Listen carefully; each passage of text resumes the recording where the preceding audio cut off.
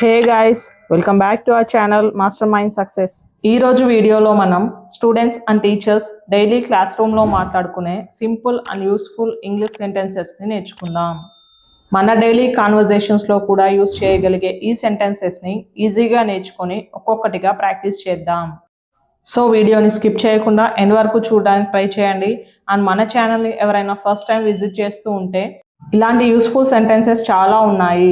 So ఒక్కసారి ఆ videos అన్నీ చూసి మీకు గనక యూస్ఫుల్ అనిపిస్తే మన ఛానల్ని సబ్స్క్రైబ్ చేసుకొని బెల్ ఐకాన్ ప్రెస్ చేసుకోండి. Are you ready for the class? Are you ready for the class అంటే క్లాస్కి రెడీగా ఉన్నారా? Are you ready for the class? క్లాస్కి రెడీగా ఉన్నారా?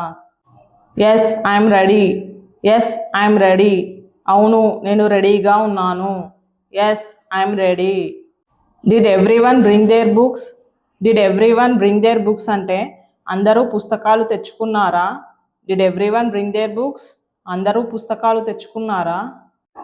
నెక్స్ట్ సెంటెన్స్, మనం క్లాస్లో టీచర్ని ఎక్కడ కూర్చోవాలి, ఇక్కడ కూర్చోవచ్చా మేడం అని అడుగుతాం కదా, దాన్ని ఇంగ్లీష్లో can I sit here?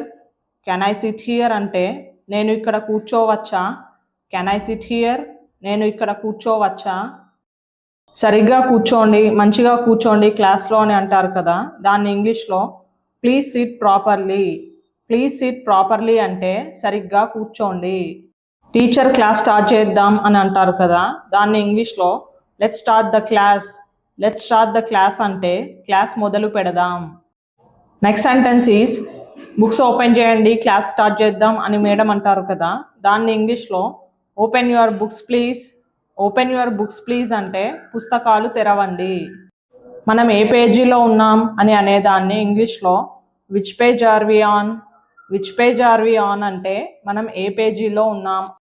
Teacher అలా అడిగినప్పుడు స్టూడెంట్స్ ఆన్సర్ చేస్తారు కదా, మనం 15వ పేజీలో ఉన్నాం. మనం 15వ పేజీలో ఉన్నాం అనేదాన్ని ఇంగ్లీష్లో we are on page 15. We are on page 15 అని చెప్పాలి. నెక్స్ట్ వన్, మొదటి పేరా చదవండి అనేదాన్ని ఇంగ్లీష్లో read the first paragraph. Read the first paragraph అంటే మొదటి పేరా చదవండి అని మీనింగ్. స్టూడెంట్స్ నేను చదువుతాను అని చెప్తారు కదా, దాన్ని ఇంగ్లీష్లో ఇలా అంటాం I'll read it. I'll read it అంటే నేను చదువుతాను. Read it slowly. Read it slowly అంటే నెమ్మదిగా చదవండి. రీడ్ ఇట్ స్లోలీ, నెమ్మదిగా చదవండి. And the next sentence is స్టూడెంట్స్కి క్లాస్లో కొన్ని డౌట్స్ వచ్చినప్పుడు ఈ పదాన్ని ఎలా పలకాలో నాకు తెలియడం లేదు అని అంటారు కదా, దాన్ని ఇంగ్లీష్లో I can pronounce this word. I can pronounce this word అని అంటాం. దీన్ని ఎలా పలకాలి, దీన్ని ఎలా పలకాలి అని అన్నప్పుడు ఇంగ్లీష్లో how do you pronounce this? How do you pronounce this అని అడగాలి. నెక్స్ట్ వన్, స్టూడెంట్స్కి క్లాస్లో మేడం చెప్పింది అర్థం కానప్పుడు ఇంకోసారి చెప్పండి మేడం అని అడుగుతారు కదా, దాన్ని ఇంగ్లీష్లో ఇలా అంటాం please say it again. Please say it again అంటే ఇంకోసారి చెప్పండి. క్లాస్ చెప్పేటప్పుడు టీచర్ జాగ్రత్తగా వినండి అని స్టూడెంట్స్తో చెప్తూ ఉంటారు కదా, దాన్ని లిజన్ కేర్ఫుల్లీ. లిజన్ కేర్ఫుల్లీ అని అంటాం. ఇప్పుడు అర్థమైంది. ఇప్పుడు అర్థమైంది అంటే now I understand. Now I understand. Next sentence, క్లాస్లో టీచర్ ఏదైనా క్వశ్చన్ అడిగినప్పుడు స్టూడెంట్స్ ఒకసారి ఆలోచించనివ్వండి మేడం అని అంటారు కదా, దాన్ని ఇంగ్లీష్లో let me think. Let me think అంటే ఒక్కసారి ఆలోచించనివ్వండి. టీచర్ అడిగిన దానికి ఎవరైనా స్టూడెంట్కి ఆన్సర్ తెలిసినప్పుడు ఇది నాకు తెలుసు అని అంటారు కదా, దాన్ని ఇంగ్లీష్లో I know this one. I know this one అంటే ఇది నాకు తెలుసు. అడిగిన క్వశ్చన్కి ఆన్సర్ తెలియదు అని చెప్తారు కదా, నాకు సమాధానం తెలియదు అనే దాన్ని ఇంగ్లీష్లో I don't know the answer. I don't know the answer అంటే నాకు సమాధానం తెలియదు అని మీనింగ్. నెక్స్ట్ వన్, నీట్గా రాయండి, చక్కగా రాయండి అని టీచర్ స్టూడెంట్స్తో చెప్తూ ఉంటారు కదా, దాన్ని ఇంగ్లీష్లో right it neatly. Right it neatly అంటే చక్కగా రాయండి అని అర్థం. స్టూడెంట్స్ కొంతమంది నా హ్యాండ్ రైటింగ్ బాగోలేదు అని చెప్తూ ఉంటారు కదా, దాన్ని ఇంగ్లీష్లో my hand writing is not good. My hand writing is not good అంటే నా చేతి రాత బాగాలేదు అని అర్థం.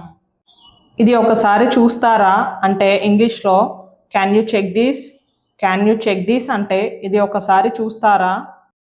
నెక్స్ట్ సెంటెన్స్, ఏదైనా ఇంపార్టెంట్ పాయింట్ వచ్చినప్పుడు టీచర్ ఈ పాయింట్ గుర్తుపెట్టుకోండి అని చెప్పినప్పుడు ఇంగ్లీష్లో మార్క్ దిస్ పాయింట్ అని చెప్తారు.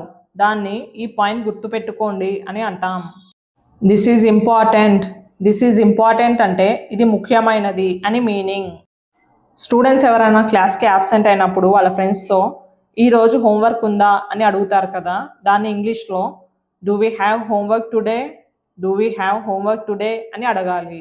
నెక్స్ట్ సెంటెన్స్ ఈజ్ స్టూడెంట్స్ క్లాస్లో శ్రద్ధగా విననప్పుడు టీచర్ దయచేసి శ్రద్ధ పెట్టండి అని అంటూ ఉంటారు కదా, దాన్ని ఇంగ్లీష్లో పే అటెన్షన్ ప్లీజ్ అందరికీ వినిపించేలా గట్టిగా చదవండి అని అంటారు కదా, దాన్ని ఇంగ్లీష్లో రీడ్ దిస్ అలౌడ్ అంటే దీన్ని గట్టిగా చదవండి అని మీనింగ్.